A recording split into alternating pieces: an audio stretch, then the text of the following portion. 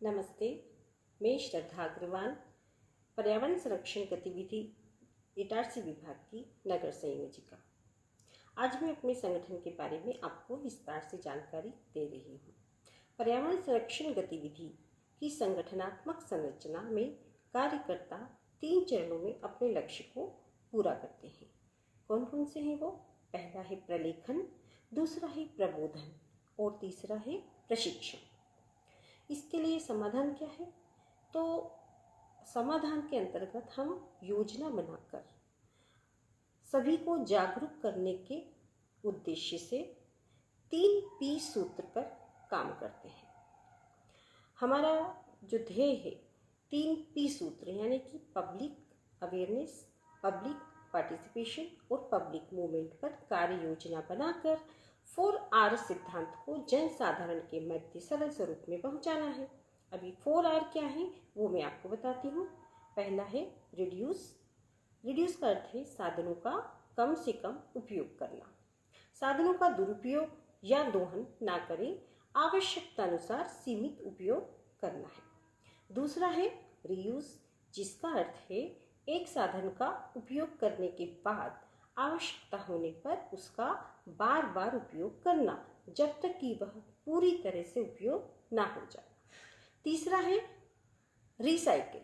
इसका अर्थ है खराब साधनों को एकत्र कर उन्हें उपयोग योग्य बनाया जाए ताकि वो दोबारा काम में आ सके, जिससे कि साधनों की बढ़ती आवश्यकता कम होगी। चौथा आर है रिफ्यूज करना, अर्थात अनावश्यक वस्तुओं के प्रयोग को मना करना, अर्थात जिन वस्तुओं के बिना भी काम चल सकता है उनको अनावश्यक रूप से प्रयोग ना करें। इसके अलावा हम और क्या कर सकते हैं? तो हमारे विशिष्ट प्रयोग जो है उसके अंतर्गत हमको एक हरित घर का निर्माण करना है। अपने ही घर के अंदर एक कॉर्नर होना चाहिए, उसको हमको हरित घर, हरित कॉर्नर या इको होम अपन उसको बोल सकते हैं। इसमें आपको क्या क्या करना है? जल संरक्षण करना है, यानी घर का पानी घर में रहे। भूमि संरक्षण करना है, घर का कचरा घर में रहे। वन संरक्षण करना है, पंचवटी पे काम करना है आपको।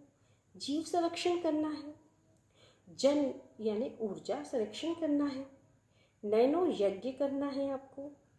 रसोई की बगिया बनाना है आपको। और आपको इको ब्रिक्स बनाना है। इको ब्रिक्स क्या होता है कि हम पॉलीथीन जो लाते हैं यूज़ करते हैं, और ऐसा तो हो नहीं सकता कि पॉलीथीन घर में आए नहीं। कोशिश करना है कि ना आए, लेकिन अगर आ ही जाती है तो हमको उसकी ब्रिक्स बनाना है, उसका प्रशिक्षण हम देते हैं। इसमें जन सामान्य क्या क्या कर सकते हैं? हम ये लोगों को मैसेज देते हैं कि आपको क्या करना है।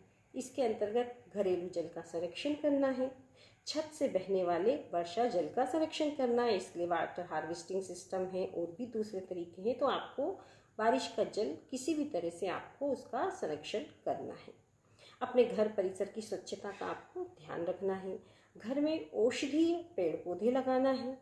सीमित उपयोग और उपभोग की आदत डालना है आपको। पशु पक्षियों के लिए भोजन पानी की चिंता करना है, उनकी व्यवस्था करना है।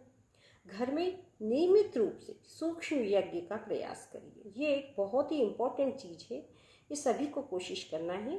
गाय के घी से आपको यज्ञ करना है। गाय के घी का दीपक प्रतिदिन आपको जलाना है। कोशिश करना है पॉलीथीन घर में ना आए, जैसा कि मैंने पहले बताया। और अगर आ भी गई है तो पुनः उसी रूप में बाहर नहीं जाना चाहिए। इको ब्रिक्स बनाना है हमको। तो ये हम प्रशिक्षण देकर आपको बताते हैं। किसी दिन अगले वीडियो में आपको इको ब्रिक्स बनाना बताएंगे और बाकी जानकारी नेक्स्ट वीडियो में। तब तक के लिए नमस्कार।